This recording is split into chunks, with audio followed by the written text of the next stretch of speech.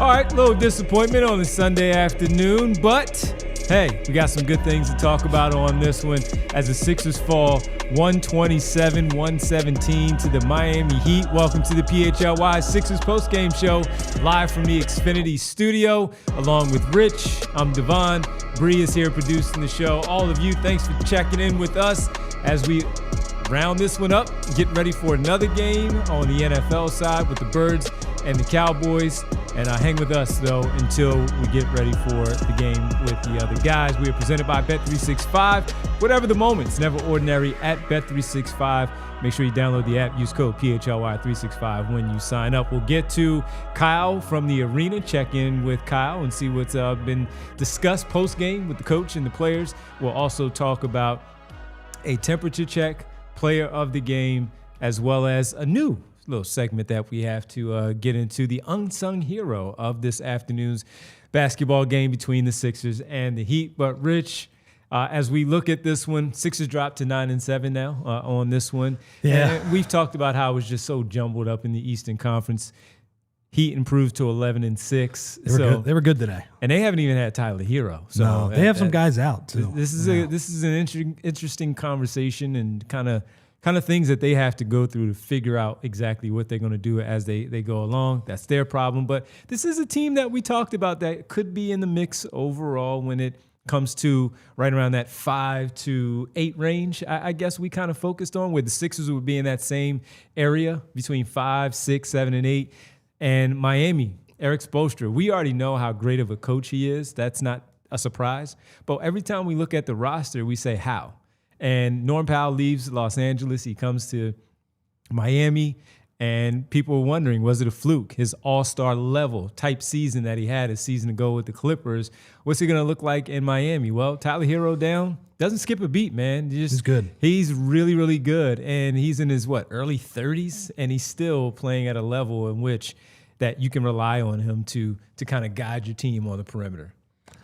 Yeah. I thought he had a lot of jump from the beginning of the game. Devon, I think the big part of today's game is just the Heat, for whatever reason, they play with more speed and more physicality than the Sixers. And it was the rare loss where, they kept it close, right? There were some spurts in there. What was there, a 16-0 run in there? I think they went on an 8-0 run in the fourth quarter. I thought they got outplayed. Actually, a 10-0 run. 10-0 run, okay. Yeah, I thought they just got outplayed pretty good the entire game. Is it all that surprising? No, I mean, the Heat, look, man, the Heat played well. I watched their game against the Bulls the other night. They beat them pretty darn good, but much worse than the Sixers in this game. They beat up on Golden State, and they beat the Knicks the other night as well. That's a good team. Spo has them playing really well. And, I guess the one thing I would say for the Sixers is I wish they could play, especially when they play this small, with that level of speed that the Heat play with. Like, you can tell that the Heat, one of their main focuses is they push the ball up the court. And the Sixers just, they don't really have that. It just feels like, the occasional transition bucket. Like, it feels like when the Heat, they crashed 2 guys for an offensive rebound. Okay, they got Trendon Watford in transition for a couple hoops. Maxey hit a couple shots in transition as well. But it just felt like more of a, it just felt like that was the intention for the Heat the entire game, where it just felt like they're going to push the ball, make or miss. And it's not really like the Heat. We talked about, they were on Prime a couple weeks ago with Udonis Haslem, with Norm Powell and Bam Adebayo, and the Heat were a big kind of off-ball movement type of team for a while. They changed their offense this year because their offense had been pretty rough for the last few years. I think a lot of that's personnel as well. I'm not blaming Spo. They went to more of a drive and kick system so far this year, and it just felt like their isolations, they were able to get into the paint, get easier looks. Sixers tried some zone as well than the Sixers did, right? Whether it was Maxey, Davion Mitchell, I thought did a nice job sort of harassing him as well. They were able to find a few more mismatches. I don't think that's completely surprising from the Sixers standpoint because you have Justin Edwards who's sort of guarding Jaquez. He's guarding Norm Powell. And if Justin Edwards is the guy that has to do that, he's got a little Covington to him, I would say, where he does make some good plays with his hands, getting blocks, getting steals as well. But side-to-side individual defense, it's just not really there. He got cooked on a few of those possessions. But it wasn't just him. I thought Quentin Grimes got cooked as well. Nick Nurse tried some zone in the second half. That didn't really work as well. So just a game where the Sixers got outplayed for most of it. I think we'll get to it, but the big positive is that Jared McCain is starting to show some signs. That is the good thing. But, that's a Heat team that has played pretty well, and they took it to the Sixers today, I would say. They did, and they ran out of gas because of the pressure that just kept being put on by the Miami Heat. Shorthanded as the Sixers are, the Heat had some players out too. Andrew Wiggins wasn't talked about. We didn't even mention that he was out of the lineup. We talked about Tyler Hero not being in the lineup. But when you look at this one, I agree with you 100%, where they were just outplayed. They kept getting down, having to fight back. The one thing that we never say about this team is they don't have fight. They fought. 100%. This season, this team, this is not the same issues that we were talking about a season ago, where they didn't have the fight out there. They compete. They continue to have fight. They make some boneheaded decisions. They make some boneheaded plays where we're looking at each other saying, what in the world was that? Fouling Norm Powell on three-point field goals. 3 different three-point field goals. Yeah, that was tough. And that's just bad. That's just bad. And then they did it again on the fourth, but it was someone else. It was Maxey. Yeah. Or, they found somebody else. Yeah, well. they found I thought Maxey somebody got else. away with another foul. That's right, Norm on the Powell one. Yeah, the corner made 3. Yeah. But I look at this one and say that Paul George, obviously they tried some different things that Rich will point out in a little bit with him in the second half. And so he clearly didn't have his rhythm as he did the other night. And that team was just too big. As great as Andre Drummond was tonight, you can have one of them on the floor at all times. And then you have those glue guys of Fontecchio and Larson and Smith and Johnson for what they do of all the little things that we see Barlow do. And Barlow needs that help from Edwards and Watford, who did have a good game this afternoon off the bench. It's a good Watford game. But you need some of those other things to come out and play. And you also have to protect the basketball. Too many times where we saw those loose balls find the Miami Heat, go the other way, and it just seemed like every time that they were going to score. And when you bring up the Jaime Jaquez part of it, he saw food every single time there was a defender on him. 10 of 12 from the field with 7 assists. He had 4 turnovers as well, because some of that is just look how much he committed battering to the offense. ram. Yes, yeah, he stuff. saw food every time he got the ball, whether it was face up Rich or the back to the basket stuff where he could just simply back guys down. And even if he didn't want to back guys down, he put the ball on the floor, put his shoulder into them, it was good, and get to his spot for a finish. And once they saw that they couldn't stop him, they would send that help. He would find and kick to whomever he was right in his sight line of that directional pass. It wasn't an angled pass. He didn't have to leave his feet to go do this. Directional pass to the player in the corner or on the wing for him to make a nice pass or something in the paint to Kel'el Ware or Bam Adebayo to finish. I was just as much as I look at this and just disappointed in him, disappointing loss in the way that it played out, I was more impressed with the Miami Heat for what we saw for the first time with them this season. Watching them, as you said, you watched them play, who was it? Chicago the other day. I watched them play the Knicks twice already. And I was like, okay, I see. I like this Miami team a little bit. Beat Cleveland too. I was impressed with this one. I was impressed with this basketball team. Shouldn't be all that surprising when it comes to an Eric Spoelstra-led squad. No, and my thoughts on coaching is that there are probably only a couple of coaches that really truly matter in terms of giving their team an advantage. Eric Spoelstra is one of them for sure, particularly in the playoffs though. But yeah, they've settled on a system, and you're right. It's not all star level players. They have Hero out. They had Wiggins out as well. They're a good team, man. They're playing well. What did you make? So I just saw a tweet from Derek, because I think we should mention this. So Paul George in the second half, he only, his minutes limit the other night, he plays 25 minutes against Milwaukee. We feel like, he's playing 6-minute shifts at the beginning of each quarter. That's sort of what he's limited to. But in the second half, he doesn't start the half. They start Barlow instead. And I wondered, because it was very frustrating the other night, if this was the Sixers saying, hey, Paul George is going to close this game. We don't want him to start the third quarter and then sit for a long time and then close the game, because that actually screwed up Joel Embiid in Chicago, because he sat for too long, tried to play through him at the end, and we all know that was probably the worst 4 or 5 minutes of the Sixers season and how they gave that game away in Chicago. But here's the thing, man. He only played a few minutes, and Nick Nurse, his explanation was he was going to try and match up his minutes with Jaime Jaquez. But then he didn't come in at the end of the game as well. So I just thought the management with Paul George was kind of weird. I understand that, like, look, you're not going to be able to play him 35 minutes a game. He's on that type of minutes limit. But if you're going to match his minutes up with Jaquez, like Jaquez was on the court in the fourth quarter as well. So, yeah, I thought that was weird, especially too, they cut it to like 9 at the end. I wonder if they just thought the game had gotten away from them a little bit. But yeah, for him to just play so little and not get a second shift in the second half, I thought it was a little strange. I thought the management of Paul George's minutes limit, it hasn't been smooth, I would say, in the first few games. I think he kind of waved the white flag.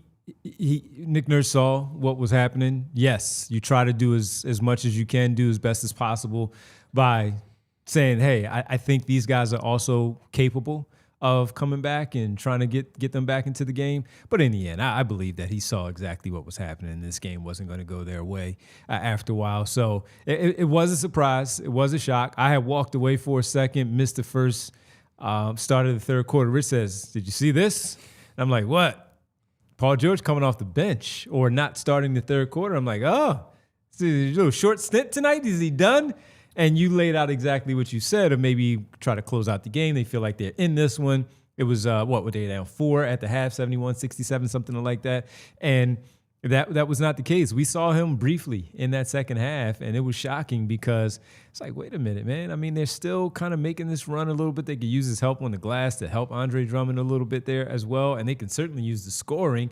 117 points is absolutely a lot, but you need somebody that can get their own, and I think part of the trouble tonight was only Maxey was really able to get his own. Watford also, but Maxey was the only one that was really able to get his own. You could have used the Paul George that we saw on Thursday night after a few days off. I thought we could have used that version of Paul George this afternoon. Unfortunately, that was not the case. They had no answer for a couple of guys. They had no answer for Powell. And defensively, yes. And they had no answer for Jaquez as well. And I mean, some of that I think is understandable. Like, Justin Edwards is your only wing. Like, by the way, like, you're missing Kel'el Ware right now. Like, Kel'el Ware might not always make it look pretty, might make some mistakes once in a while, but Kel'el Ware can take the toughest matchups and not get completely embarrassed, which is a huge deal. I mean, Justin Edwards really struggled one-on-one against these guys. And there was actually a stretch, man.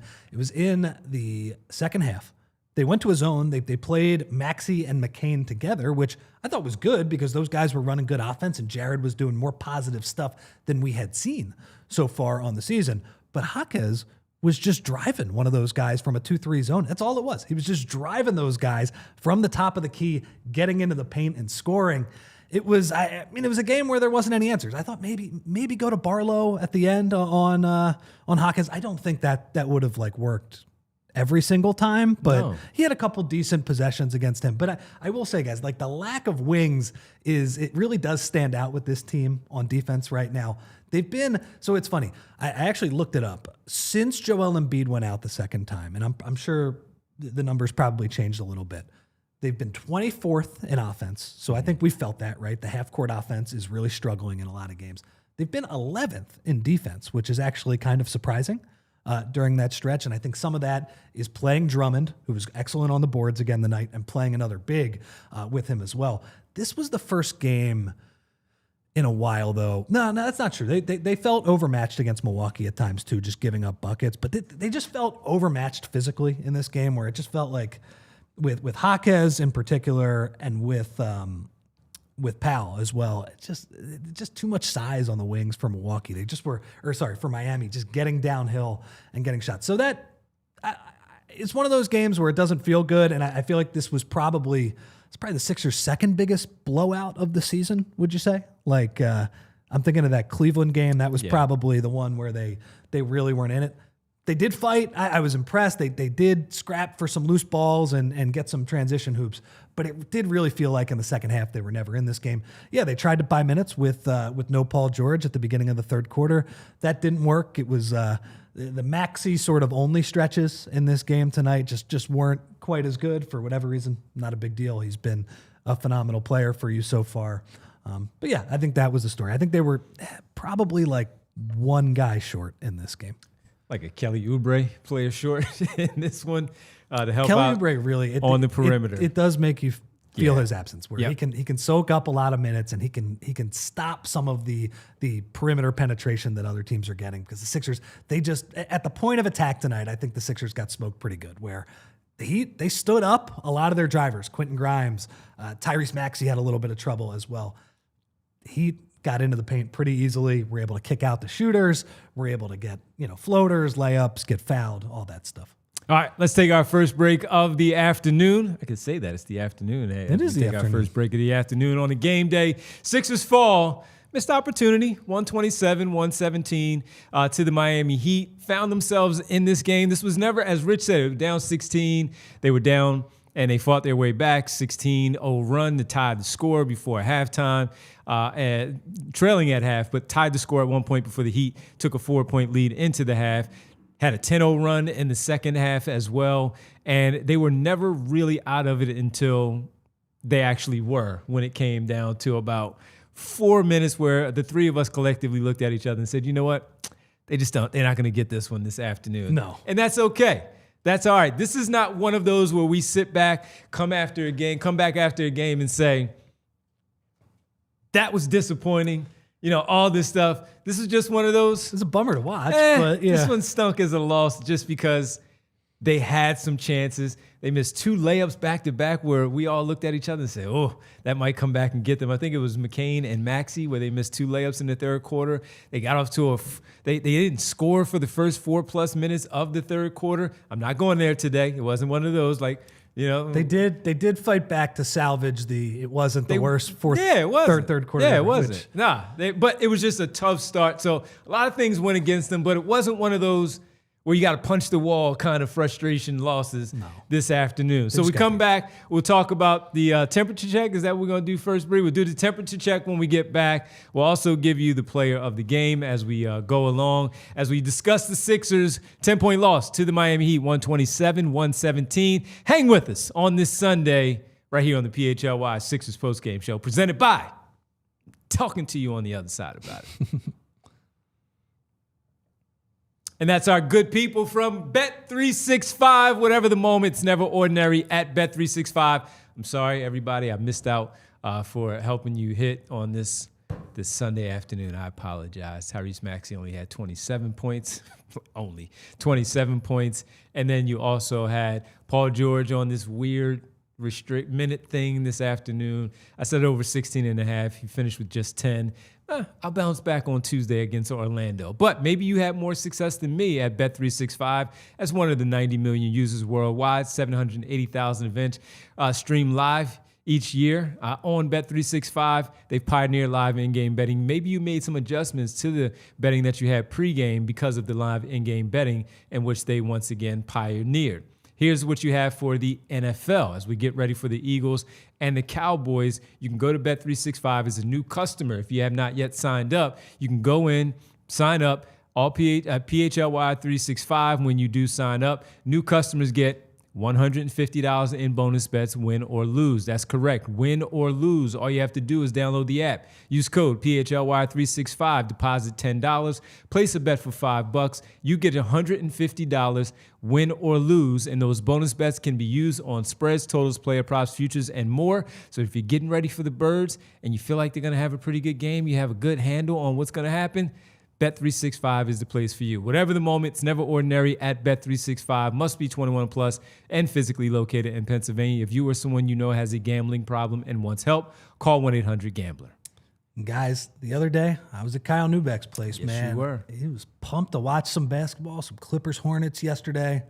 But we couldn't watch it because his setup was a total mess, lagging, buffering, and switching between the apps, trying to find the game. He claimed he was a big fan, but I feel like I was fan-fished. See, if you call yourself a basketball fan, you gotta have Xfinity. It's the ultimate sports destination. I can find the best games and my favorite teams all in one place, and the way that I watch, it's next level.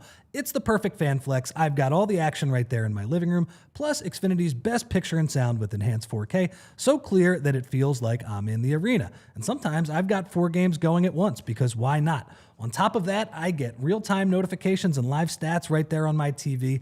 It's the best seat in the house every single time. Next game day, make sure that big fan isn't a big fail. Learn more at Xfinity.com. Xfinity, imagine that. Restrictions apply. Multi-view requires Xfinity 4K capable TV box. And we're back here on the PHLY Sixers postgame show. Sixers now 9-7, falling to the Miami Heat 127-117. With that, let's get to the Ace Hardware temperature check, where some player or team is heating up, cooling off. With the Ace Hardware temperature check, visit Ace Hardware Home Services online at acehardwarehomeservices.com to get started on your very next project. And Rich, number one, let's do this, Bree. Let's give the player of the game, because he had a fantastic outing this afternoon, for Andre Drummond. Andre Drummond finished with 14 and 23 rebounds, making one of his 2 threes. Now we need to start putting these in our regular bets each night, because he's taking at least 2 a night. He had 2 block shots as well, not in foul trouble in this one. And when we came into this game, I looked at Andre Drummond and felt like he would get double-digit rebounds. I'm not worried about that. It was the front court of Miami where I felt like, would he get a large number of those opportunities on the glass? But tonight, today he absolutely continues to show why he is clearly the backup to Joel Embiid, and obviously the starter when Joel is not there. He is heated up. And I don't mean heating up. He has heated up. Here are Andre Drummond's last 5 games. I'll even exclude the Milwaukee one with the overtime win, because as I pointed out, foul trouble, he got in foul trouble. He had 6 and he fouled out. He couldn't stay on the floor. So let's not say the last 5. This is 4 of the last 5 or 5 of the last 6 of what he has done. You know what? I even stretched that one, because he has just been really good in November. Yeah. Overall. On the month of November, he's averaged 11 and 10 on the month of November. Here are his last few games, excluding the Milwaukee game. 14 and 23 today. 10 and 12, 14 and 18, 12 and 11, 14 and 13, 17 and 12, and they have their record at 3 and 4 in those 7 games that I just laid out. Once again, just talking about the Milwaukee game, he got in that foul trouble. He's not heating up. He's heated up already. He's just been good, man. He's just been good. And look, they need minutes so much from their center position. They don't have anybody, man. They have to play Barlow at the 5, which is not his position. I think it's unfair to him. He's a 4. He's a 4 that crashes the glass and hopefully plays defense. And, in kind of today's NBA landscape where offensive rebounding is more important, that's the type of player Barlow is. So Drum has to play heavy minutes. I thought early on, Kel'el Ware got him a few times on offensive rebounds. Absolutely. But Drum... Kel'el Ware is a damn good rebounder. Yeah, and when Ware, your guy, stepped out and made those 3s on Drum, I was like, well, there's nothing you can really do about that, especially with how much Miami was able to penetrate. Yeah, no, Drum's been good. Like, again, it's not perfect. There are going to be stretches where he frustrates you with the lack of rim protection and the lack of defense. But I think for what he's being asked to do, he's doing a fine job. And again, he just was relentless on the glass tonight. He was tipping a bunch of balls. Now, I think it was a game that was set up for him to rebound tonight, because I thought Miami had good pressure on the perimeter, and the Sixers were driving the ball.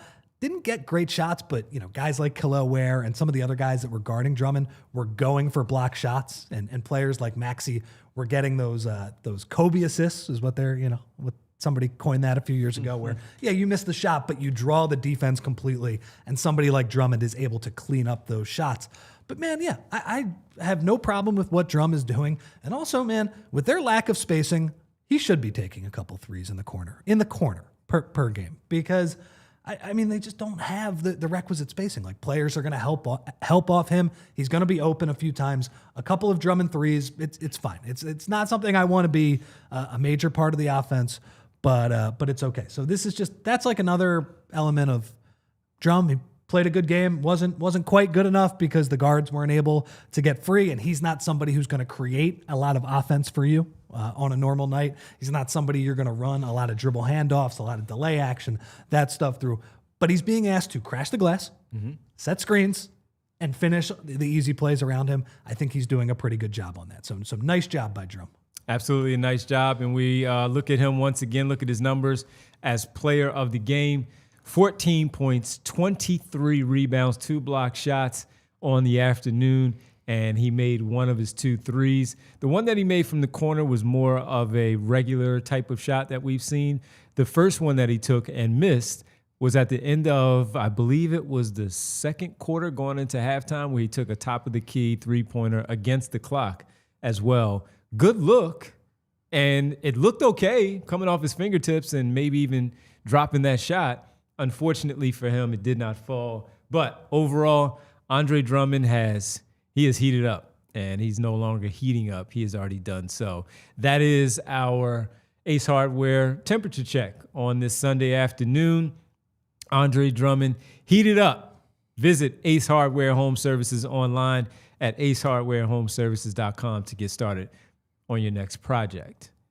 All right, we didn't give Tyrese Maxey anything today just because it was like, all right, he had his typical 20, 27, didn't hit 30, but got his 27. And you discussed it earlier in the pregame, and I said, you know what? Yes, Davion Mitchell is a fantastic on-ball defender. He's a bulldog. He's gonna be all up on Tyrese. But Tyrese hit his first shot from 3, and he made it a big emphasis to start attacking him. He knew he had to attack him in order to get his. Maybe create some space, get some step-back threes, some finishes, some runners at the rim as well. But finish was 27 this afternoon. But you were right. The way that Mitchell was going to try to hound him, he did that. And you saw that it affected him a little bit, but Tyrese is Tyrese, so he's going to get his 27 on 10 of 13, 6 assists, and he had the 3 boards. Missed a running layup that we talked about that he was going, and Maxey, the way he's been playing, looks like that was going to fall, and it rolled off the rim. McCain followed up with another one that rolled off the rim. Those are 4 points right there in a 10-point deficit that they certainly could have used. But Maxey was good, but he also, as we talked about with this team, they just seemed like they ran out a little bit of gas. Best news from this game is that Tyrese Maxey's shoulder. Look, I don't know if it's okay because obviously some of these things, you go to sleep for a night and then you wake up the next day and it's feeling a little bit funny. But so in the first quarter, if you guys didn't see the game, I'm sure most of you guys who were in here did see the game. But he contests a shot against Davion Mitchell because the Heat, they're just battering ram. They just drive straight at you. Sixers had a lot of blocks in this game as well because the Heat are just going to throw up shots even if you play decent one-on-one defense. I think Maxey actually got a foul on this play, but it was like a good contest. Like he slided with Davion Mitchell, tried to block the shot. Okay, he might have got a little arm or whatever. But after it was over, he grabbed his right shoulder and was stretching it for good 5-6 minutes after that, man. And it was like a question of, oh no, is this going to be a big issue? Is he going to be able to come back in the game? Obviously, this team cannot afford not having Tyrese Maxey out there. Like he's everything for them right now in terms of their offense and just getting them involved. He did play the rest of the game, which was good, and I thought he looked fairly normal. Again, he didn't make shots, but it didn't seem like that arm was bothering him too much. So that's good news. Yeah, I mean, I just thought the Heat, they did a good job. So one thing I would say that I wish the Sixers did a little bit of a better job, the Heat had less bad defenders on the floor than the Sixers did, but I do think you need to be a little more intentional in finding those guys. Not even bad defenders too, but somebody like Norm Powell, the difference between him and 2 guys like Larson and Davion Mitchell, like you'd rather have Maxey attack Norm Powell, in part because Norm Powell, he's got to do more on the offensive end as well, and he's also just not as good of a defender as those guys. I thought they did a decent job trying to get Jaquez once in a while. Sometimes I do wish the Sixers were a little more intentional in forcing that switch, because then I think that's kind of easy offense and things open up, because then the Heat have to double. Okay, then Justin Edwards is playing 4-on-3 against somebody and he can find somebody, even if you don't want Justin Edwards making too many decisions, but it just becomes easier offense. So that's like a minor quibble that I have with the Sixers offense. Sometimes it feels like they just run their continuity, and at times I think it probably calls to attack a mismatch. And I felt like that a few times today, where it's like, man, like, he's going at Kel'el Larson, but Kel'el Larson's playing pretty good defense, and they're letting him play pretty physically against Maxey. Maybe try and get another matchup on him as well. Feels like they're also running like a little bit less pick and roll as well. Like if you just get him and Drum in just a normal pick and roll, I don't know. Especially when like Kel'el Ware is the guy. When Bam is the guy, he's just going to switch on a Maxey and do a decent job on him. But like, look, it was a little bit of a frustrating game. It felt like Tyrese was in between shots at times. That's okay. Like that's bound to happen. I will say the most exciting part of the game involved Tyrese Maxey at the end of the second quarter. Terrible possession, and he throws up just an absolute prayer from almost half court fadeaway. It's like a 40-footer. Bang. Of course it goes in. I think you said as soon as he let that go, you knew that was going to go in too, just like a terrible possession. Then Justin Edwards gets a steal out of a 2-3 zone and finds Maxey in transition. I think Tyrese has done an awesome job this year of being opportunistic in transition, and that when the Sixers do force turnovers, they don't do it as much as they used to, for sure. But when they do, he is so dangerous as a relocator and a three-point shooter in that regard. And then on the next possession, Jared McCain makes a three, and it felt like you had your little bit of a... That was like a 9-2 run? Something like that? Yeah, because Adebayo made a 3-point jumper. In 9-3. Okay. A 10-foot jumper. 9-2. Okay. In the middle of it. Yeah. That little push shot that he made seemingly all afternoon. And that was a bad. It felt like a few times Quentin Grimes just made a bad decision when they cut the game to. I think he fouled Powell on a 3-pointer as well. A couple of times when they made huge runs, 10-0 runs, 16-0 runs, Quentin Grimes got a little too over aggressive in this game, and that was frustrating. But yeah, I mean, it's kind of like what we were saying earlier on, like where I thought the Heat controlled most of this game. They did. But the Sixers hit them with a couple of monster runs in short succession. It was fun to see Tyrese and Jared have their little Splash Brothers moment for most of the year. And that's the exciting thing from this game is that, okay, Jared McCain's starting to look a little bit better.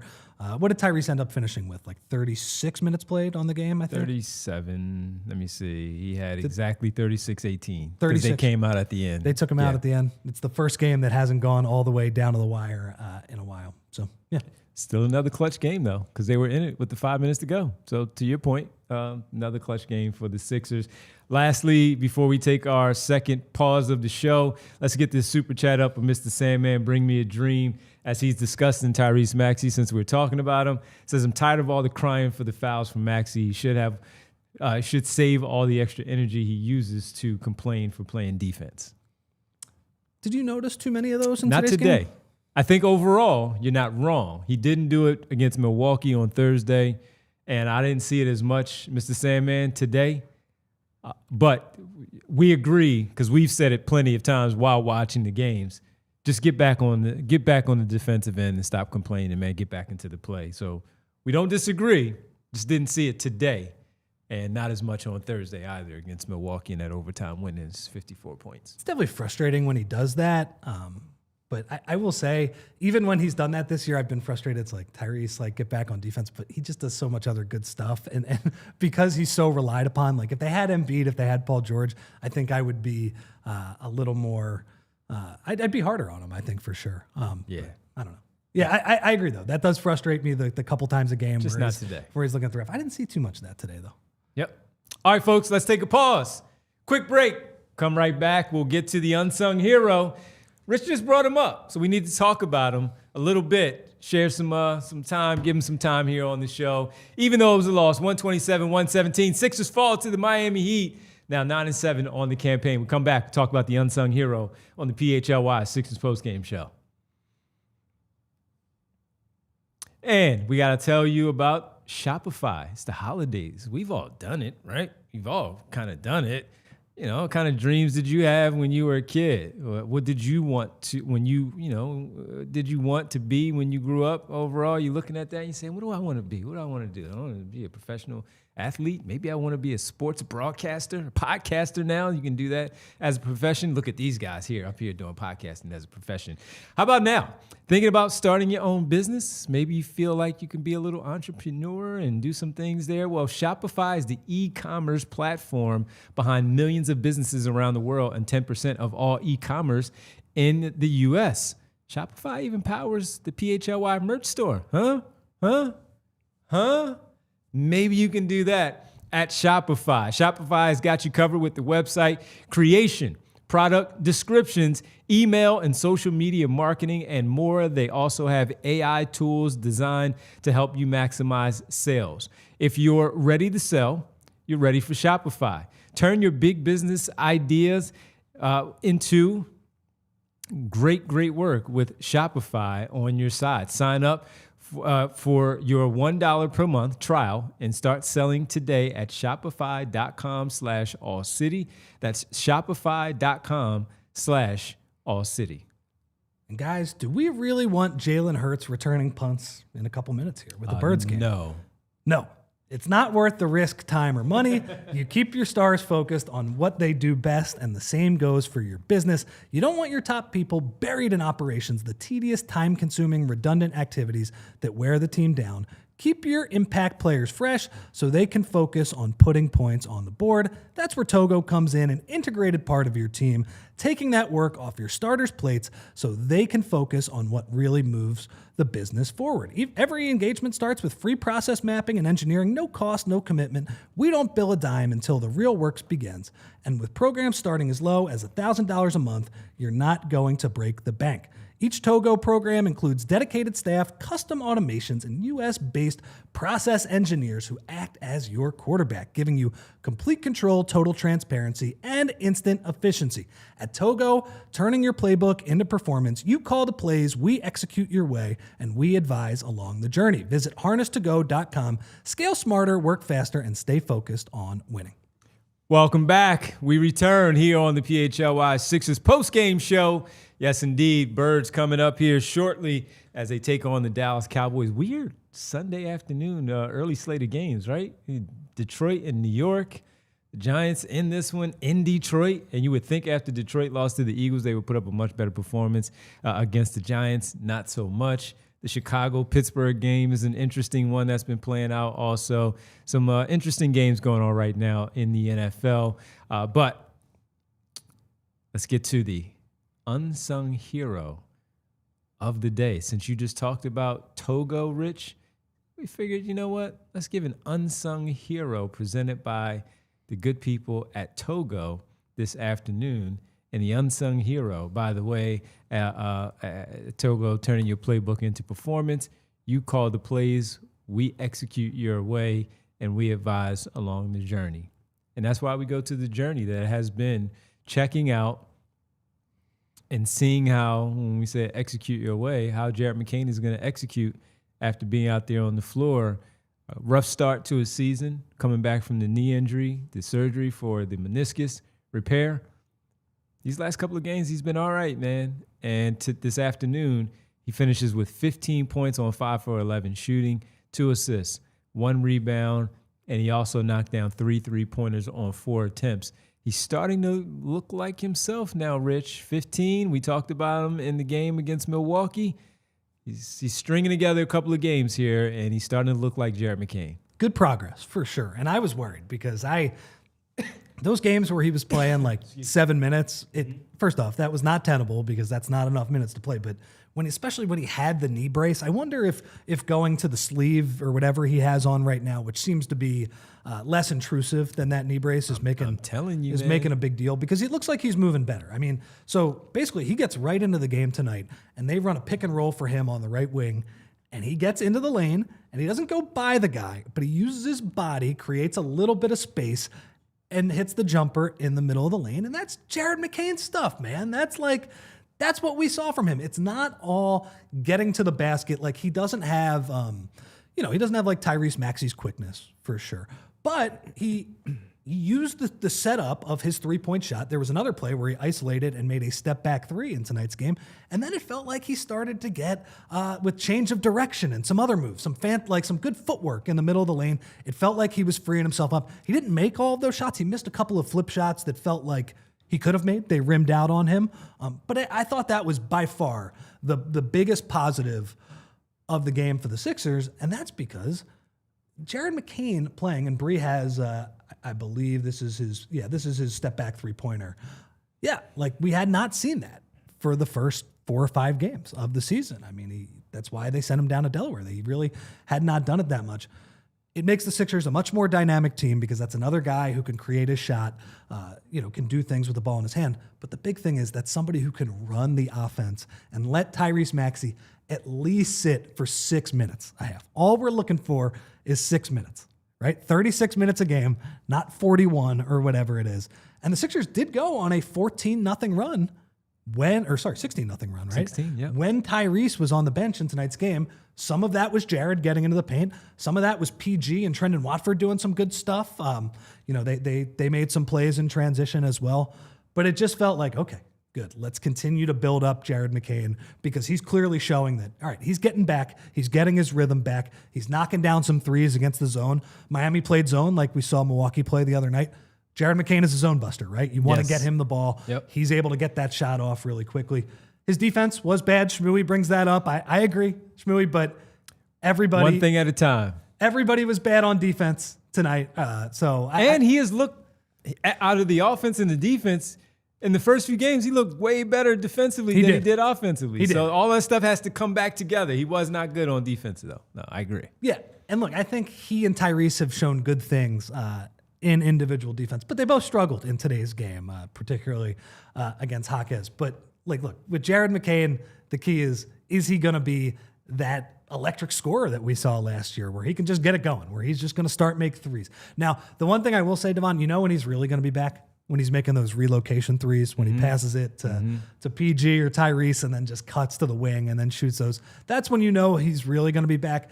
But for him to get a couple baskets unassisted tonight where he's getting into the lane, he's using his footwork, I saw some positive things. So if that's the trajectory Jared McCain is going to be on, I'm not sure we're going to see like actual Jared McCain from November 2024 until 2 or 3 weeks from now maybe.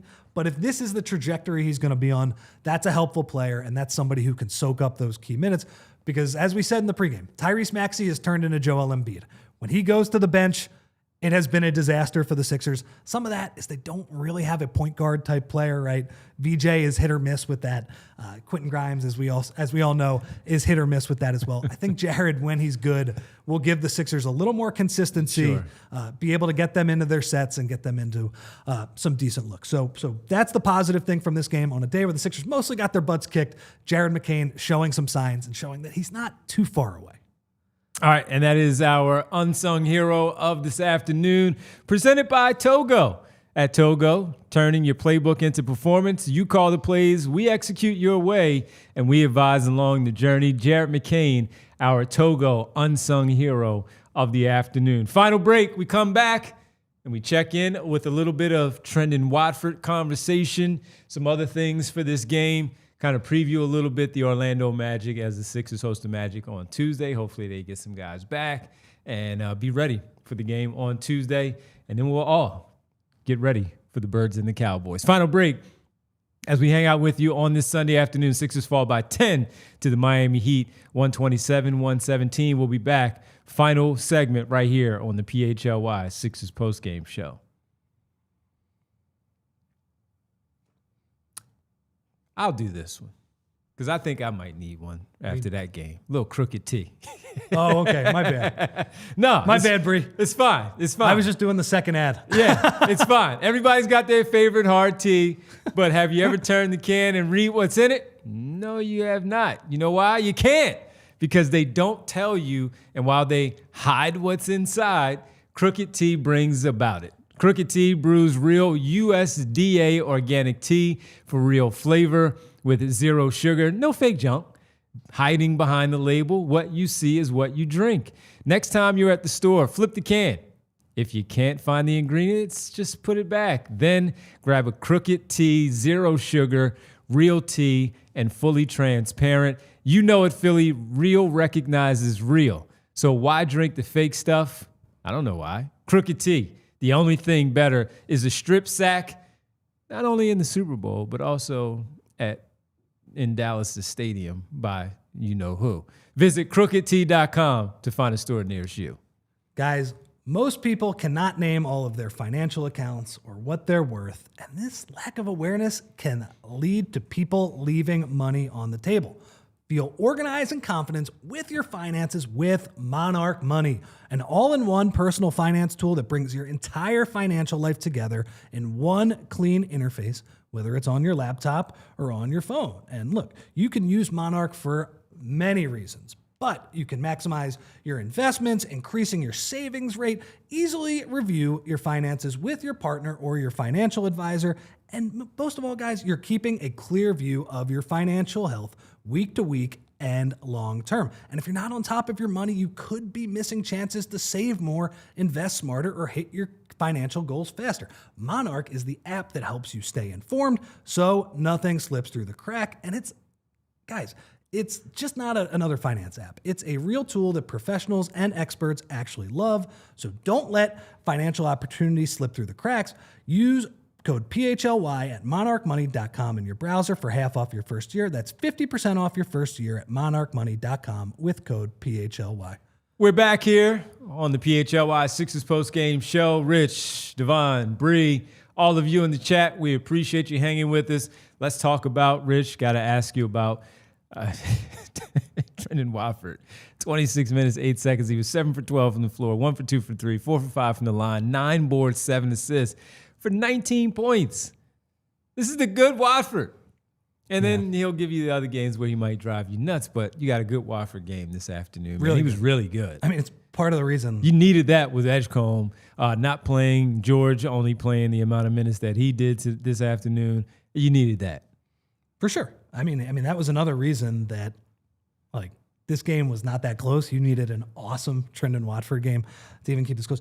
The thing that's weird about him, man, and this is just a general observation, you just don't know what type of player you're going to get from night to night. Because I was watching that Milwaukee game the other night, and they're playing a ton of zone, and you would think Trendon Watford, you could stick him at the free throw line against the zone. He's big, he can pass, he's got some moves one-on-one. Can shoot when you give it to him. Intermediate. He's got like the floater game and stuff like that. His three-point game isn't quite as good.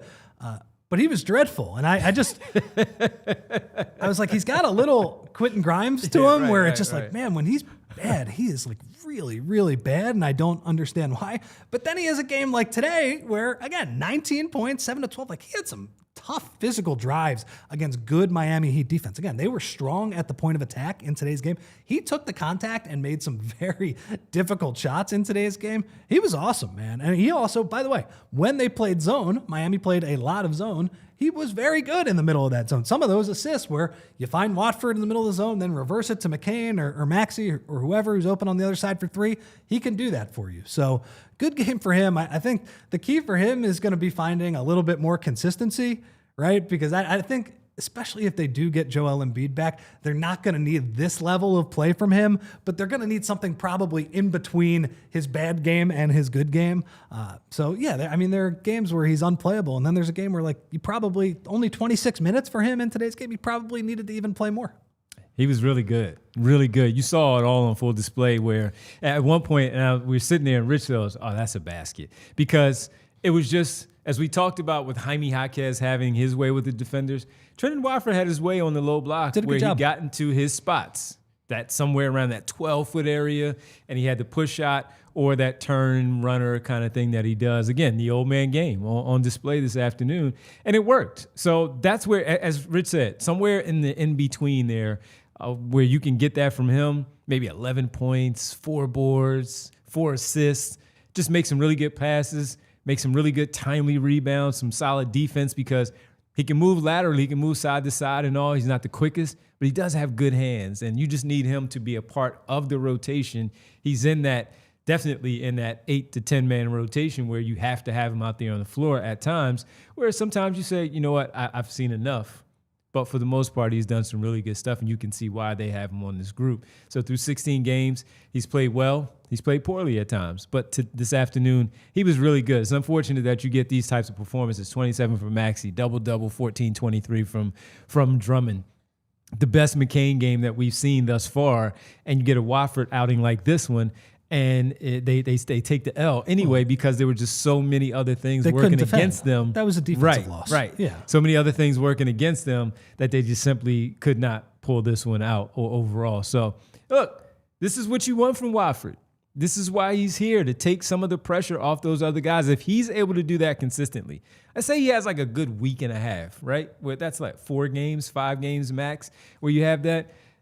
That'll start opening so many other things up for the players that are out there on the floor to give them the opportunities that they need to also succeed out there.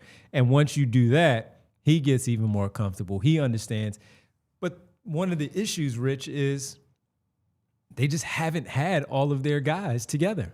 They just haven't. And because of that, when are we going to finally get a chance to see what the real 76ers, what we think might be the real 76ers look like when you have Embiid and Oubre out there with the rest of these players and they're all healthy enough to play together? Man, They missed. We need that. Yeah, and look, I understand that other teams have guys out as well, but when you add Oubre and Edgecombe to basically PG only playing half the game, less than that, and Embiid being out as well, it's a tough task. The one thing about Watford I would say too is you can see it. He has the ability to put pressure on the rim. So finding ways to get him involved is important, right? Because I like him as a downhill driver more than a lot of guys on this team.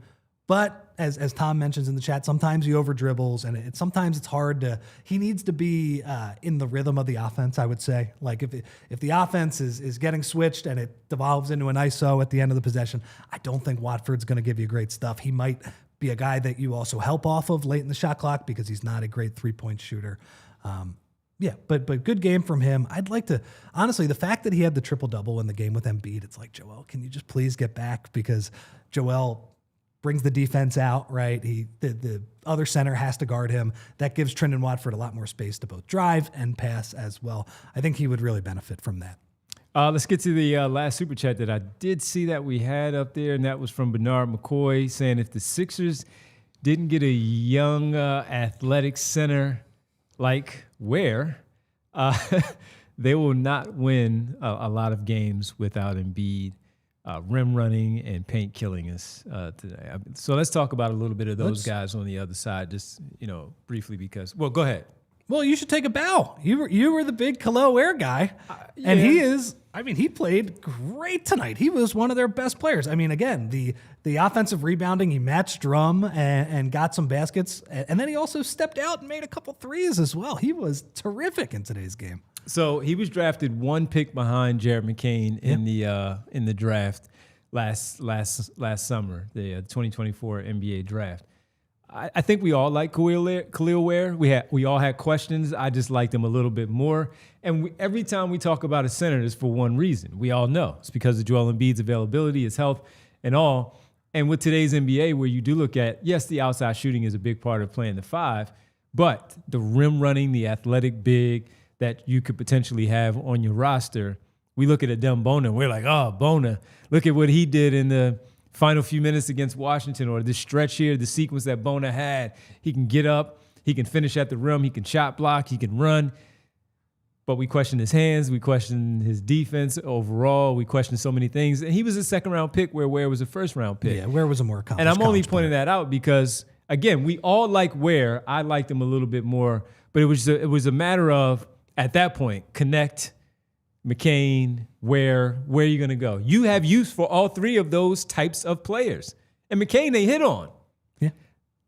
So you can't be mad. But, yes, if you had Kel'el Ware, Andre Drummond is Andre Drummond, but Kel'el Ware as your primary big when Joel Embiid is out, and certainly his backup, you just wonder how the development would have been here versus where it is in Miami right now, because they're notorious for developing no matter what position a player is.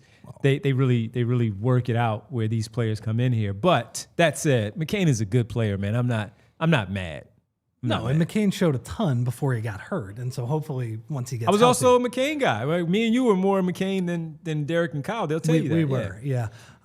So we'll see. I think, Jared, you feel pretty good with that pick. Yeah, the difference between here and Miami for Ware is that Ware has to play with another big guy in Adebayo, where when Joel is out, there's not really, and Joel has been out a lot since Kel'el Ware has been drafted, there's a lot of minutes at the 5 available in Philadelphia, where Bam Adebayo, his best position is as a 5, who's switching, and I think his offensive game is much better, when he has more space to operate as a 5. He can get into the dribble handoff game, he can get into his mid-range game, all that stuff. So Kel'el Ware has had to play with Bam Adebayo, whereas here, you're right, like the Sixers don't really have a ton of power forwards. They don't have centers outside of Andre Drummond.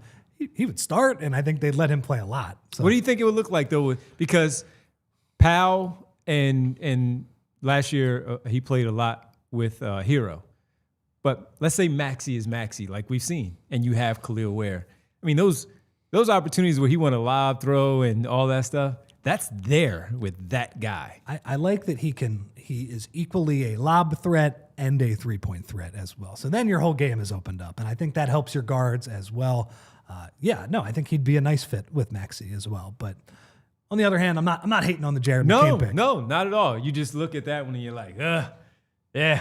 But not hating him, because you know what would have happened? Jared McCain would have went to Miami and been Jared McCain. He probably would have been good too. Yeah, yeah, Right. exactly. Absolutely. Playing next to Tyler Hero and Totally. all that stuff, probably starting. That was a decent area for a draft that was not considered amazing. Like there are again, we're not talking about super duper star level players, but we're talking about some pretty darn good players already 2 years into their career. Yeah, pretty good stuff, man. Pretty good stuff. So Kel'el Ware, heck of a player. And we'll be seeing him for many years in that Miami Heat system unless some big trade comes along and they have to get rid of him. That said, good player, teaming up with Bam Adebayo. Yes, he would have been very interesting in a Sixers uniform.